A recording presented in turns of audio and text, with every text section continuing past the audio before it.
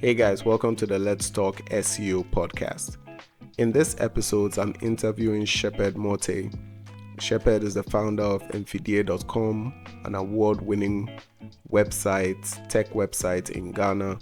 I'm sure you're going to learn a lot, but unfortunately, during the recording of this interview, there were a few issues. So there are some parts where you will not hear me speaking, but then I'll put in a voiceover just to give you a context of what Shepherd was saying.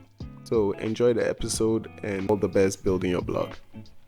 In today's session, we have someone who has done it all, if you ask me. Someone who has actually started a blog from scratch, and he has grown this blog into one of Ghana's biggest tech websites.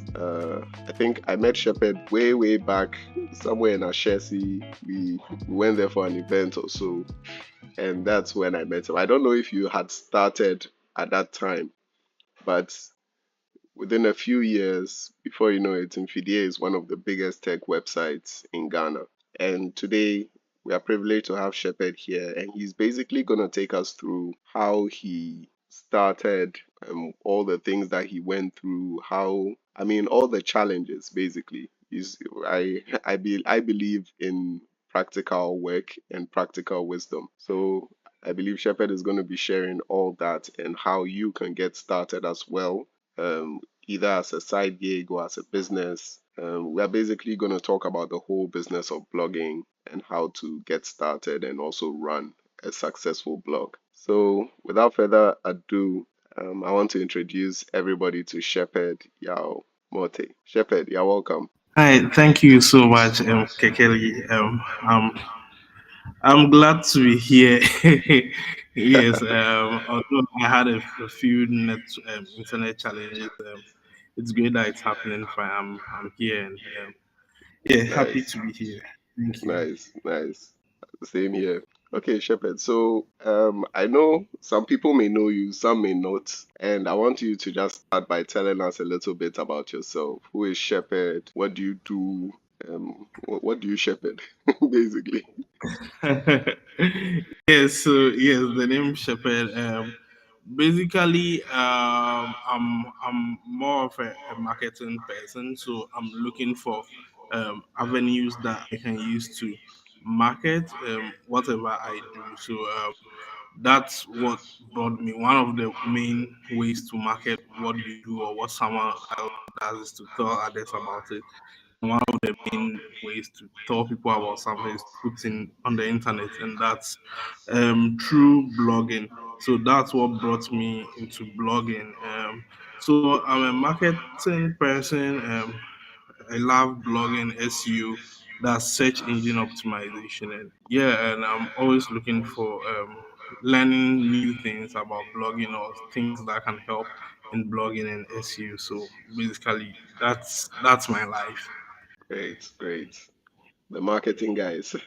Great. That's awesome. So, can you tell us a bit about how you got into tech? Like, when did it start for you? I think when I was way younger, maybe after senior high, even before senior high school, I just loved computers and I was fascinated about it. But yeah, I think after senior high school, I worked in an internet cafe, and yeah, I got more time on the internet there, so I learned a lot of the things that I know on the internet at that time. So that would have been my first real involvement in tech. And then in uni, I was studying accounting and finance, but then I was doing maybe Windows installations, those kind of things. So yeah, Mm, still in the in the tech field, and then yeah, so basically that was it. And I think I joined a student journalism or writing club called UCC Talks, and yeah, that okay. was like primarily. I think at that point, that was when I was introduced to the world of content. Yes. Okay. Oh, that's interesting. But strangely, me too, after SS, that's when I was working at a game center, one of my uncle's game centers. So yeah, I think we're almost on the same line. Okay, so tell me about websites. When did you start building a website, getting into blogging? How did you transition into that? Because I know you were kind of like all over the place, just interested in tech, but when did that kind of shift happen that you wanted to build a website or create your own website? Yeah, so I think in the very beginning, when I was on campus, we had the UCC talk, so it was I was creating websites then, not like WordPress websites, but those static websites with maybe Mm, HTML. Adobe, yeah, Adobe something I forgot it, but it made it very Dreamweaver. easy to create Is it websites. Dreamweaver? No, there is another one that was more drag and drop. Oh, I see. Yeah, so Okay. you basically had to create the website and create the template. Like, yes, I was creating websites in senior high school. You know, it's a hassle. So, Mm, and selling. So if you need a website, I'll create for you, and then I make some money out of it. So that was creating the website, and then with UCC talks, when I was running it, I saw, oh, so there is this blogging channel that you can use to blog, but then I didn't think much about it then. But then I think when I completed school and I was doing my national service, a lot of my friends who I used to help um, with maybe their basic IT problems would now call me or message me that they have this and this issue and how do they solve it, or maybe an issue with WhatsApp or something, how do they solve it. And I remember it was very repetitive, so I was always sending the same things to the same people.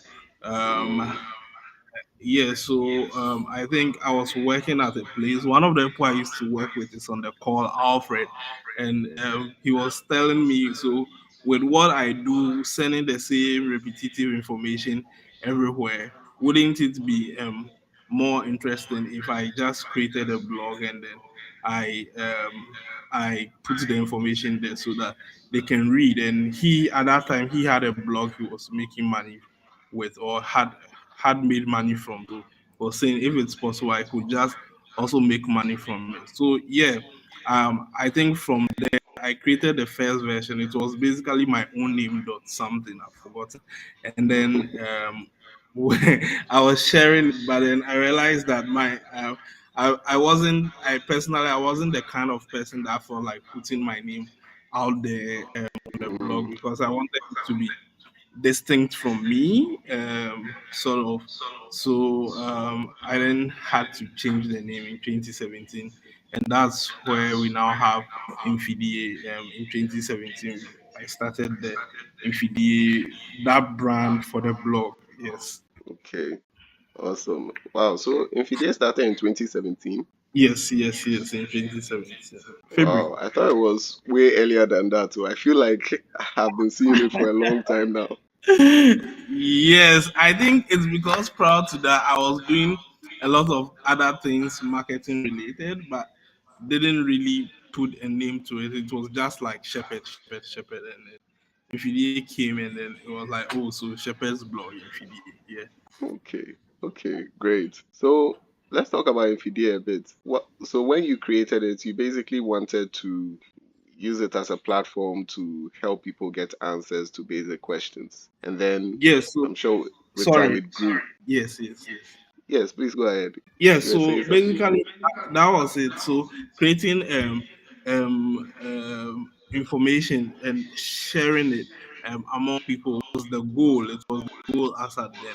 But I don't know about a lot of people. But if you create a blog and you go to the stats, you see, oh, today I shared it on WhatsApp and maybe 10 people viewed it, and the next day 15 people viewed, 30, 50, and then another day is only 5 people, and you become sad. I don't know if you know that feeling. I know, pa. Yes, so basically that was how it was, I think. And I was just thinking, how can I get people to continue to, I think that was where the zeal came from. After sharing and you find that it doesn't go far, then you start thinking, how can I get more people to read what I do? I've started this blog, so Now it's not just about having the blog, but how can I grow the audience? I think that Hmm. was the trajectory that we took then. So when you started implementing SEO, what was the well how I just want to know how drastic was the change? It was it was very drastic. I don't think if it wasn't drastic, I don't think I would have concentrated so much on SEO. I think if we go back in the story a while, during the time I was creating websites, I created one sports website for someone, and Ghana Mm, had a match. Ghana had a match with I think Mozambique or something, somewhere 2015, mm-hmm, and that on a cheap hosting, and the website almost crashed because a lot mm, of people came to read his review about it. You get it. So yeah. I was really fascinated by that then, right? So when I started in Fidi and I wasn't getting a lot of views, let's say in the first 3 weeks, I just remembered that story and then tried to. I think I didn't really know what SEO was then. I just said how to get, maybe I went to Google and I typed probably how to get more traffic from Google search engine, right? Mm-hmm, And I remember seeing an article by Neil Patel and reading it. yeah. Everything the article said, I try to implement it as best as I can. And then the next time I started posting at, I wrote an article about a techno phone. Luckily for me, at that point, a lot of people were not really writing about phones, techno phones, and that. So the competition was low, and like Mm, it's ranked drastically. I think like tens of thousands of views in a month for one article. In wow. fact, at that point, I had to even remove my phone number from the website because people were Worry you. calling me that they wanted to buy the food. I'm like, oh my god, what am I going to do with all this traffic? So yeah, it was that drastic. It was that drastic because, in my view, I think it was a bit of lack, chance, opportunity, and a little bit of know-how as at then. I don't think it was all 100% you knowing that it's going to be successful. You just tried and then it worked. Yeah. Exactly, exactly. Because I always tell people that in Africa, one of the things we lack is content. I mean, if you search anything online, you realize that most of the content is from developed countries, etc. So there's a very big opportunity for the African market in terms of blogging. Like, if you should start a blog, you can easily get an audience. I know these people that are doing tech in tree and all that, and I didn't know there would be such a big audience for people looking for tech related stuff in tree, So there's opportunity everywhere and you just basically have to start. Okay, but tell me, what is one of the hardest things about running a blog? Because you've grown your blog to thousands of views now, tens of thousands. What are the challenges now when it comes to running the blog at this stage? Yeah, so as I mentioned, the challenges, I would say that if you're looking to start a blog and you think these things are going to worry you, then you're better off not starting at all. Otherwise, you might try to get people to address those challenges and you end up burning a lot of money. The first real challenge about a blog is consistency. Mm, Consistently posting articles. I don't do news, right? So it means I don't need to post like 50 or 12 articles a day. But even if it is mm, 2 articles a day, consistently posting it is one of the biggest challenges. When I started in FD, I was a single guy, um, an intern, as an intern at the workplace. So in the morning when I got up and I picked the trotro, by the time I moved from Spintex to airport, I would have drafted the article on my sharp. phone. By the time I close work, when I close work, then I stay over a bit and then finish up the article and maybe schedule it for the next day. And so So every you were day doing I had all this with your job, like you were doing it whilst you were still doing your 9 to 5. yes. I think if you're starting a blog, you still need to have a job because it gives you energy. Yeah, so I think it's a very important combination having something doing, not necessarily working, and then also not necessarily a 9 to 5, and also running the blog, because if you get burned out running the blog, then the other job gives you some sort of energy, and when you're tired of that, you move on to the blog and you write there, and that combination is very important if you're starting or you're running the blog. The other challenge has also been like getting relevant content. Mm, Luckily, nowadays there are like lots of tools that as a newbie blogger you can use. There are a lot of tools that as a newbie blogger you can use to get like keywords. Yes, it's important to be consistent, and then it's important to watch video. I think videos and articles of other people who have done it, and always write content. Nowadays we have, so maybe we'll get to that about AI and all that, but always try to write content in the best you can, so that if maybe I'm writing an article on where to buy a techno phone in Ghana, right? I need to make sure that if someone reads this article on where to buy a techno phone in Ghana, it's completely exhaust everywhere. Like after reading that article, the person shouldn't feel like there is another place they can get more information at. They should feel satisfied that they've gotten mm. all the information from there. Yeah. Yes. Yeah, I think that's very important, the quality, because nowadays some of the blogs I see, I remember there was a blog post I looked at. It was just like a paragraph. And I was like, hey, it's like the guy just needed to post. So he just posted one paragraph and that's it. But definitely a blog should be very detailed. It should answer the searcher's intent. What is the keyword that you're trying to type to write about? You should make sure that the Yes. blog covers it fully.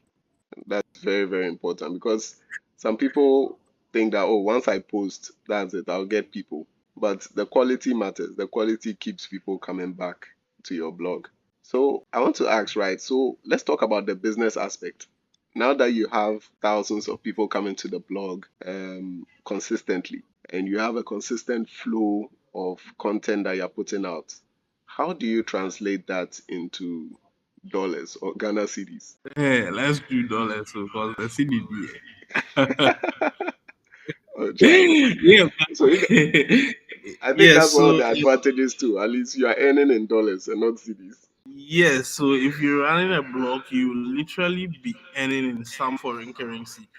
One of the main, if your blog is a local blog like infidia.com, you can make money from AdSense. But I realized from running infidia.com is that one of the main benefits is that you can sell other things to other people. For instance, if Kekeli is like selling maybe airports or something, and I know on my website every day I have 200 people coming to read about where they can get airports to buy in Ghana.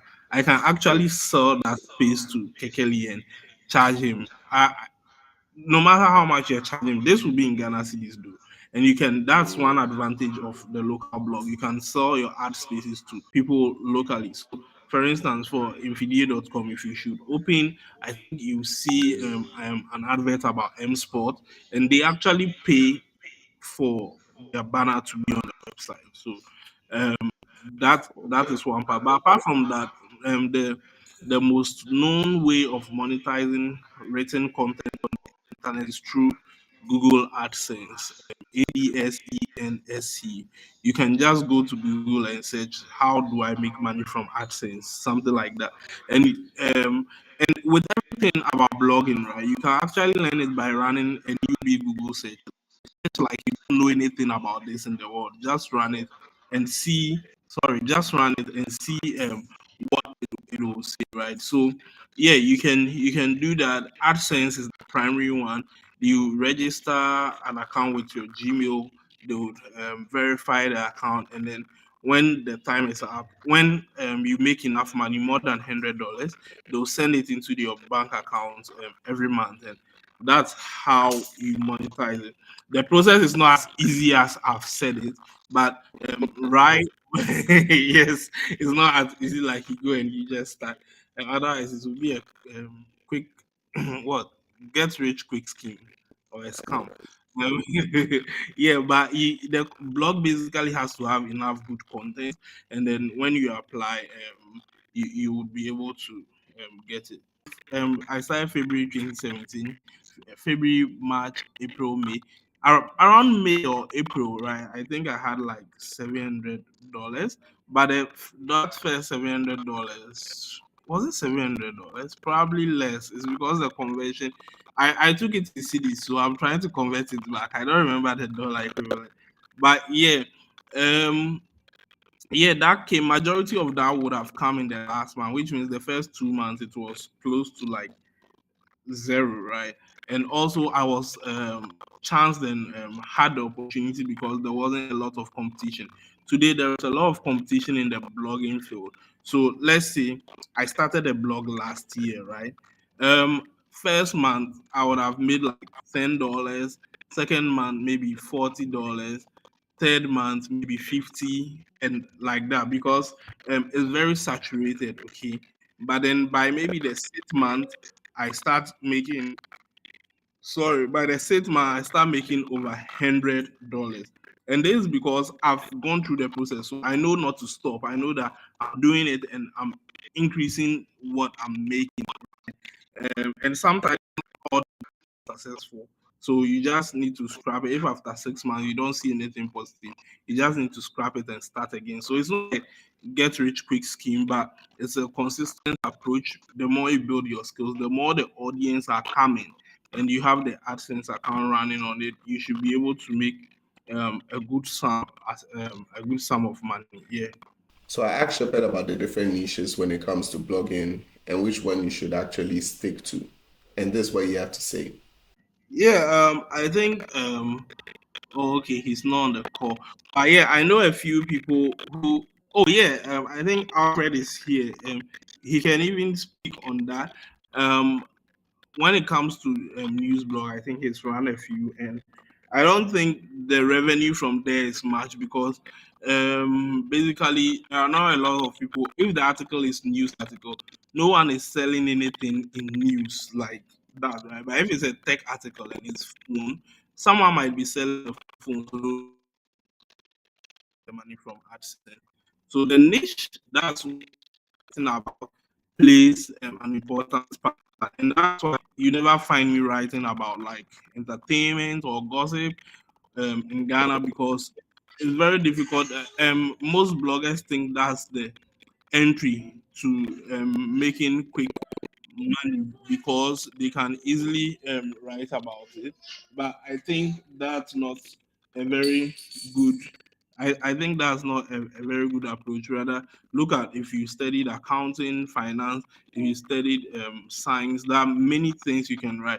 And actually, one of my friends here in Ghana writes about farms, cocoa, mango, and those kind, how to farm them, how to start, how to look at the business side of them.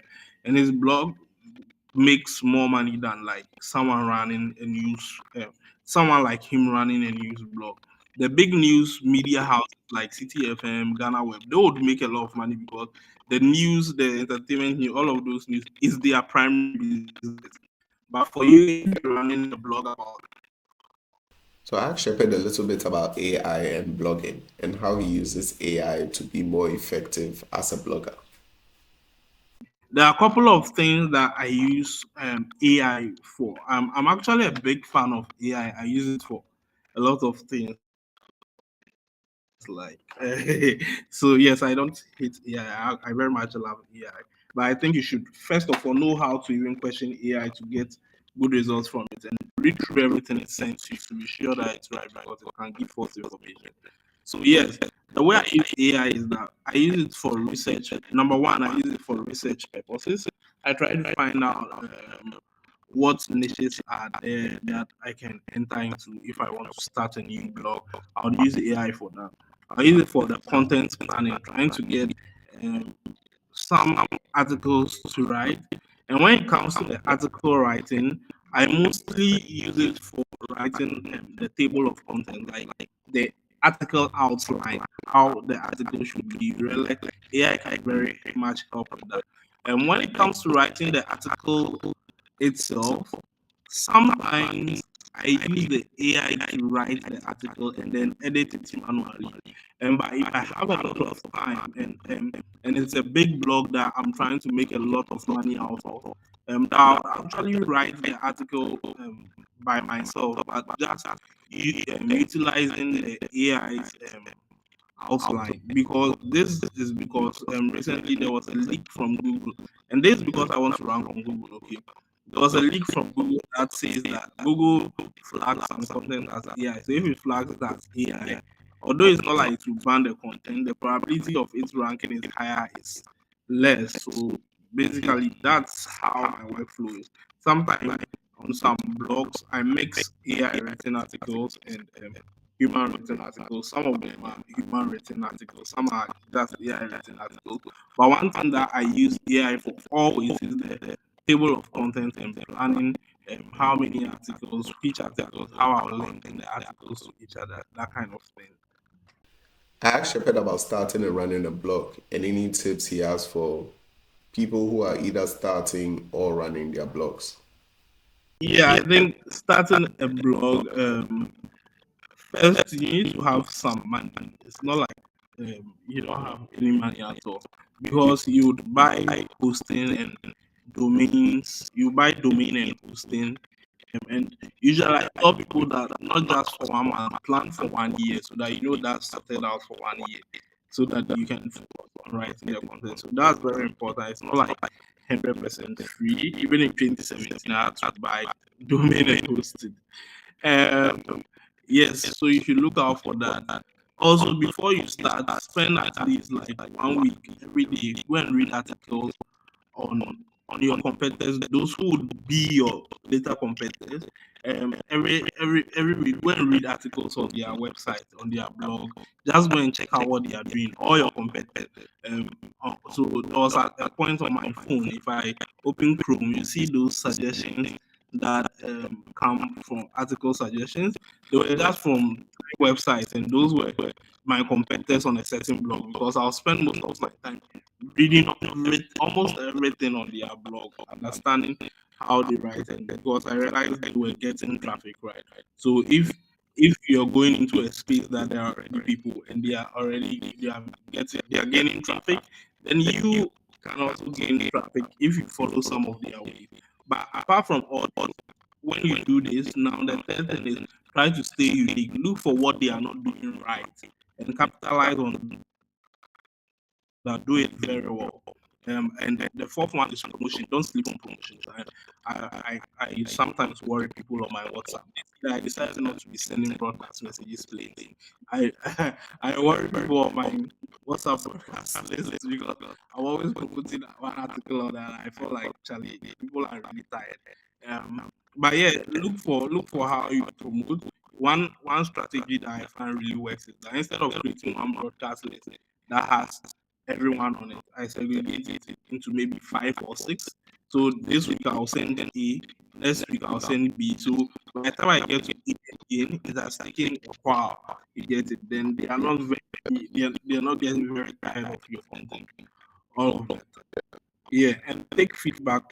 Sorry, take feedback from people. You should really look out for that, because people would leave you feedback. That would be very invaluable. I think even for MPA, some of the feedback from friends, my mates really shaped it, because um, someone would. Yeah, the thing is that even it's a feedback that made me write that techno article, because when I started the blog, I'm just writing about Samsung and iPhones, and then one guy was like, "Charlie, I wanted to find out something about techno. They just landed it, but you don't have anything on it." I went to write it. Yes, and it gained a lot of views. Another article, someone asked me, "How can he get a US phone number in Ghana on WhatsApp?" I said, okay, write an article on it. I wrote it. The article did very well. Um, about passport application. Someone was confused about application. So the next time I was doing my application, I basically recorded it and then I wrote an article on it, and it worked very well. Most of these are feedback. So feedback is very important if you have direct contact with those that you are targeting. Otherwise, look for other means, whether it's comments or leaving an email so people can email you. Always try to take feedback in whatever you do, not just blogging in life. Feedback is very important. Thank you so much for listening to this podcast. My name is Kekeli Bakna, and I hope you've gotten great information that you can use to help start or grow your blog and take it to the next level. For more of such content, make sure you subscribe and follow, and I'll see you in the next one.